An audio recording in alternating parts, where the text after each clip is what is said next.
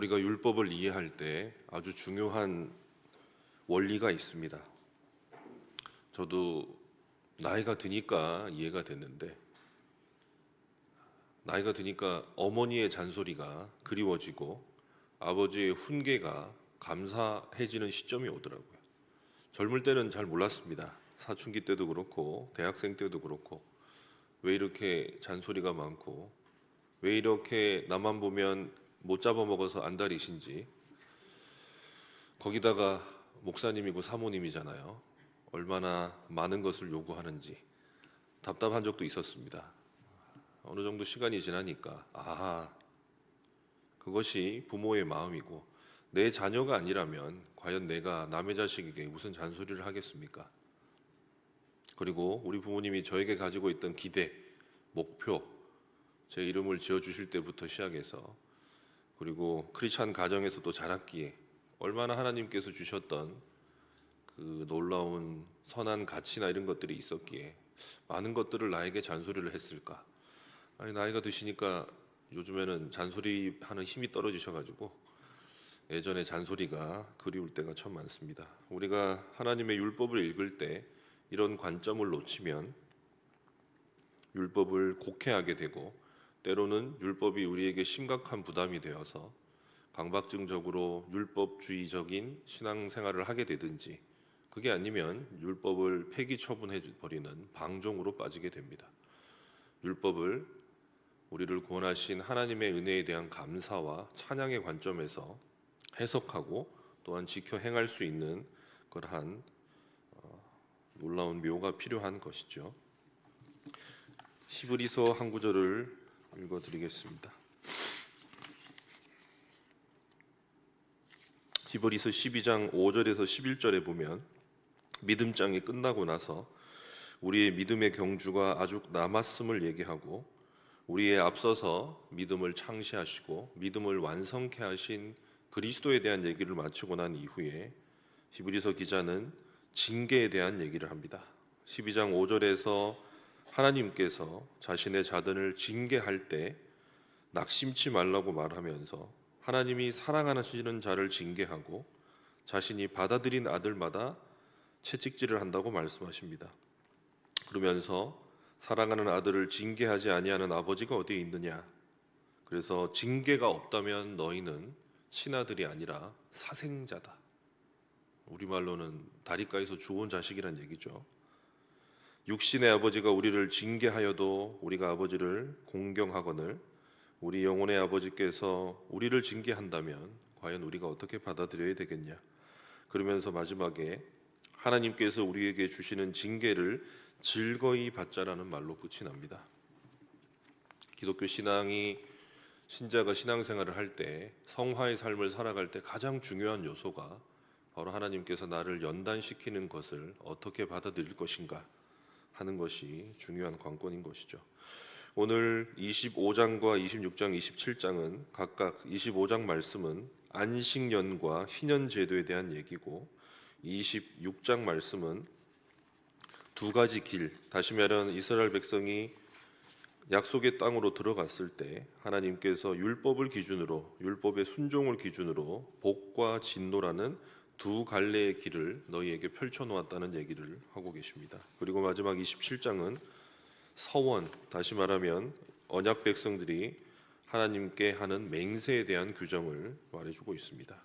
이 모든 세 장에 걸쳐 나오는 내용들은 하나님과 이스라엘 백성들이 맺었던 언약이라는 관점에서 이해해야지만 이해할 수 있는 것이죠. 25장은 먼저 안식년에 대한 규정이 나옵니다. 첫 대목부터 우리에게 굉장히 큰 감동을 주죠. 너희가 들어간 그 땅에서 땅으로 하여금 여호와 앞에 안식하게 하라. 속죄라는 것에만 관심이 있는 그리스도인에게는 낯선 질문입니다. 인간이 얻는 구원과 동일하지는 않지만 약속의 땅에 얻는 회복이 있다는 말이죠. 거룩함에 대한 관점이 확장이 됩니다. 영혼 구원만을 추구하는 것, 죄인의 죄사함만을 추구하는 것이 구원의 궁극적인 목적이 아니고 교회가 추구해야 될 사명의 궁극적인 것이 아니라는 것입니다. 성경은 인간의 구원으로 인하여 인간이 돌보는 땅, 곧 피조세계 또한 새롭게 회복되어야 된다고 분명히 말하고 있습니다. 그것은 창세기 1장과 2장에 우리 1장과 2장을 통해서 우리에게 말씀하고 있는 창조 신앙의 회복이 반드시 필요하다는 것이죠. 매 7년마다 땅을 쉬게 해야 되는데 그 안식은 여호와께 대한 안식입니다. 그리고 이 날은 가난한 자와 빚진 자들을 위한 날이기도 합니다. 또한 안식년 동안에는 가나안 땅에 있는 모든 이들이 심지어 집에서 기르는 가축조차도 동일한 음식을 먹습니다.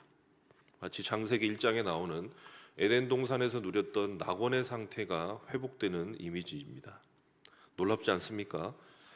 우리가 피조 세계를 함부로 착취하고 남용하는 게, 가난한 자와 빚진 자들을 비정하게 대하는 게, 피고용인들의 노동력을 착취하는 게 하나님께 대한 안식을 파괴하는 것이다. 성경이 정말 멋있습니다. 하나님께서 꿈꾸시는 하나님의 나라가 얼마나 자비롭고 얼마나 공의롭습니까? 죄인을 향한 자비와 약자를 향한 공의가 이렇게 조화를 이루는 나라가 도대체 어디에 있겠습니까? 염소뿔 나팔 소리와 함께 희년이 시작이 됩니다. 이 희년은 정말 놀랍습니다.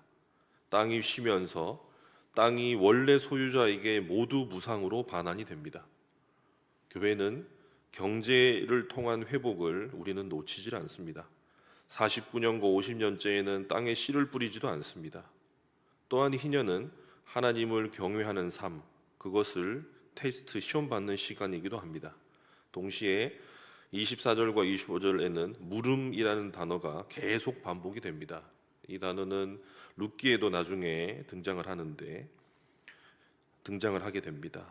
그리고 희년의 나팔 소리는 대속죄일에 울려 퍼지게 되죠. 하나님과 이스라엘이 대속죄일에 화해하는 그 화해는 하나님과 인간의 화해로만 미치는 것이 아니라 인간과 인간 간의 화해를 일으키고 동시에 그 땅으로 하나님의 은혜를 흘려보내게 됩니다. 희년의 마지막은 가난한 자, 빚진 자, 종된 자들이 모두 해방이 되는 대해방의 날입니다. 우리는 희년의 복음을 소중하게 여겨야 됩니다. 한국의 보수 교회가 진보적인 좌파 교회에게 희년의 복음을 저는 빼앗겼다고 생각을 합니다. 좌파 교회가 사회복지라는 이름으로 국가가 강제성을 띠면서 그것을 통하여서 이 땅 가운데 눈에 보이는 희년을 이룬다는 방식으로 경제적 정의를 외치고 그것으로 말미암아 많은 대중들에게 인기를 끕니다. 그러나 예수님께서 이 땅에 오셔서 첫 설교를 했던 안식일에 나사렛, 자기 고향에 가서 회당에서 하셨던 첫 설교의 내용이 무엇이었냐? 바로 희년 설교였습니다. 누가복음 4장 17절에 기록되어 있는데요. 예수님께서 안식일에 나사렛, 자기 고향 회당에서 이렇게 설교하십니다.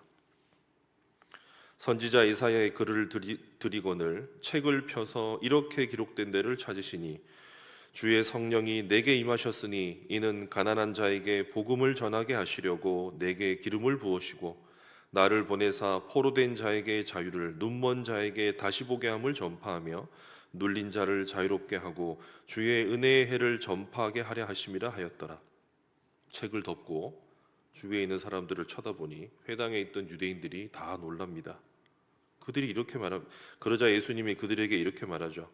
오늘 이사야 선지자의 희년과 관련된 예언이 너희 귀에 응하였느니라. 다시 말하면 예수님이 오면서 성취되었다는 얘기입니다. 사람들이 충격을 먹습니다. 목수 요셉의 아들이 어떻게 이렇게 놀라운 얘기를 할 수 있느냐? 그리고 나중에 돌로 치려고 하죠. 예수님께서 이 땅에 오셔서 복음서에서 펼쳐지고 있는 수많은 기적과 표적들은 한편으로 예수님께서 하나님의 아들로 가지신 그가 가진 권능과 그의 권세를 드러내는 것이면서 동시에 이 땅에 펼쳐지게 된 그 구원의 역사의 내용을 우리에게 소개되기도 합니다. 희년의 복음은 교회를 통해서 하나님께서 무한한 자유를 이 땅에 선포하시고 동시에 죄로 말미암아 파괴되었던 창조 세계를 다시금 질서로 돌리기 위한 것이기 때문입니다. 우리가 그러나 반드시 붙들어야 합니다. 이 지상에서 희년은 완성될 수 없습니다. 구약 이스라엘 역사 가운데 희년이 단 한 번도 실행될 수 없었다는 사실을 우리는 또 주목해야만 되죠. 교회가 희년의 복음을 선포할지라도 그 희년의 완성은 부활하신 주님께서 다시 돌아오셔서 죄와 죽음을 모두 도말하시는 그날에 새하늘과 새 땅 가운데서 완성될 것이기 때문입니다. 26장은 복과 진노를 우리에게 펼쳐주고 있습니다. 잘못 읽으면 굉장히 낙심할 수 있는 본문이기도 합니다. 그러나 21장을 읽으실 때도 우리가 놓쳐서는 안 되는 것이 두 가지가 있습니다. 하나는 26장 40절, 26장 11절과 12절에 나와 있는 말씀입니다. 내가 내 성막을 너희 중에 세우리니 내 마음이 너희를 싫어하지 아니할 것이며 나는 너희 중에 행하여 너의 하나님이 되고 너희는 내 백성이 될 것이니라. 하나님의 그 유명한 언약 공식, 하나님의 임재 공식입니다. 성막을 통하여서 하나님은 이스라엘 백성과 영원히 함께 하시죠. 훗날 이스라엘 백성이 범죄하여 예루살렘 성전이 파괴되었을지라도 에스겔서에서는 하나님의 영이 그들과 함께 바벨론으로 가십니다. 하나님께서 한번 택하신 이스라엘 백성을 하나님께서는 징계하실지라도 그들을 영원히 버리시지 않는다는 그 말씀이 오늘 복과 진노를 하나님께서 펼쳐 보이는 이 26장의 초두에 이렇게 묘사되고 있습니다. 이 구절은 그대로 요한계시록 21장 3절에 등장합니다. 요한계시록 21장과 22장은 하늘로부터 새 예루살렘이 내려와서 이 땅 가운데 새 하늘과 새 땅이 펼쳐지는 내용인데, 그때 21장 3절에서 내가 들으니 보좌에서 큰 음성이 나서 이르되 보라, 하나님의 장막이 사람들과 함께 있음에 하나님이 그들과 함께 계시리니 그들은 하나님의 백성이 되고 하나님은 친히 그들과 함께 계신다. 레위기에 나와 있는 이 말씀을 그대로 요한이 인용하고 있는 것입니다. 또 하나는 하나님께서 얼마나 죄를 미워하시고 이스라엘 백성이 우상 숭배하여 헛된 길로 빠지는 것을 가만두지 않는 것을 우리는 볼 수 있습니다. 때때로 우리가 믿음이 연약해지면 하나님이 징계하지 않으시고 그냥 자유롭게 살도록 나를 내버려 두면 얼마나 좋을까. 그러나 하나님께서 그들의 죄악을 꺾으시고 그들로 하여금 다시금 여호와 하나님을 찾게 하기 위하여, 그리고 그들이 약속의 땅에서 누렸던 그 축복이 얼마나 소중한지를 기억하기 위하여 하나님은 잠깐 그들을 바벨론으로, 포로로 보내셨던 것을 기억해야 합니다. 그러나 레위기 26장 40절에서부터 45절 말씀은 하나님께서 그들이 하나님의 징계를 받을 때 내가 받는 그 징계가 나의 죄로 말미암아 인한 것이고 하나님의 명예를 손상시켰다는 것을 깨닫고 그들의 마음이 낮아져서 다시금 하나님께 돌이키며 그들이 두려움과 공포에서 회개하는 것이 아니라 다시금 하나님께로 돌아가고 싶다, 하나님께서 나에게 베푸신 그 은혜를 누리고 싶다라는 마음으로 회개를 즐거워하게 될 때 하나님께서 이스라엘 조상들과 맺었던 그 언약을 기억하시고 마치 아무 일도 없었다는 것처럼 그들을 다시금 하나님의 임재로 불러주신다는 사실을 하나님께서 못 받고 있습니다. 그러면서 레위기 26장 45절은 내가 그들을 다시금 애굽 땅으로부터 인도하여 낸 여호와임을 기억하기 위하여 그들을 그 바벨론 포로로부터 다시 돌리실 것을 말씀하고 있습니다. 우리가 하나님께서 이런 분임을 아시면, 저는 질문이었습니다. 왜 왕국이 두 개로 갈라지고 난 이후에 하나님은 바벨론으로 보냈을까? 사사시대 때 더 범죄했는데, 사사시대 때 하나님께서 다시 이집트로 보내도 아무 불만 불평도 할 수 없을 것을, 하나님의 징계가 얼마나 노하기를 더디하시고 그분의 풍성한 인애 가운데, 오래 참음 가운데 벌어지는 것을 묵상하면 우리는 회개를 사랑할 수 있습니다. 27장은 언약 백성들의 서원들에 대한 맹세입니다. 물론 구약에서는 우리가 하나님께 서원하고 맹세할 때 아주 까다로운 조항들이 있습니다. 이것은 함부로 하나님께 서원함으로 말미암아 연약한 인간이, 신실하지 못한 인간이 잘못 서원하는 것을 통하여 하나님 앞에 죽임을 당하지 못하도록 하나님께서 세세하게 규정을 해주신 겁니다. 그리고 특별한 경우에 그 서원은 취소할 수도 있습니다. 때때로 실수로 서원했을 경우 부모가 그것을 물을 수도 있죠. 다시 말하면 이 서원은 강제가 아닙니다. 하나님께서 하나님을 향한 순수한 찬양과 헌신을 통하여 하나님 앞에 은혜로운 맹세로 나오도록 하기 위해서 이스라엘 백성들에게 신에게 맹세할 수 있는 특권을 부여하신 것입니다. 언약은 한편으로는 하나님께서 아무런 조건 없는 축복을 일방적으로 내려주시면서 동시에 인간을 하나님의 언약의 파트너로 세워주시고 너희도 나에게 맹세할 수 있다. 하나님만이 할 수 있는 그 맹세의 특권을 이스라엘 백성에게 부여하는 것으로 읽으셔야만 합니다. 말씀을 맺겠습니다. 우리에게는 희년의 복음을 성취하신 예수 그리스도가 있습니다. 그 모든 구약에서 등장하였던 율법의 저주를 자신의 한 몸에 모두 받으신 예수 그리스도가 있습니다. 또한 우리를 위하여 하나님 앞에 자신의 모든 것을 온전히 바쳐지신 우리의 헌상이 되시는 예수 그리스도가 있습니다.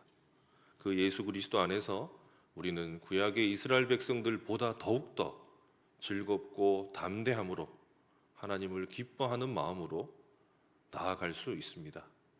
새 언약 시대, 이 믿음의 시대에 우리에게 주어진 이 특권을 여러분 포기하지 마시고 이 특권을 잃어버리지 마시고 즐거이 사용하심으로 하나님의 은혜의 보좌 앞으로 담대히 나아가 기쁨과 자유와 평화를 누리시는 성도님들 되시기를 소원합니다.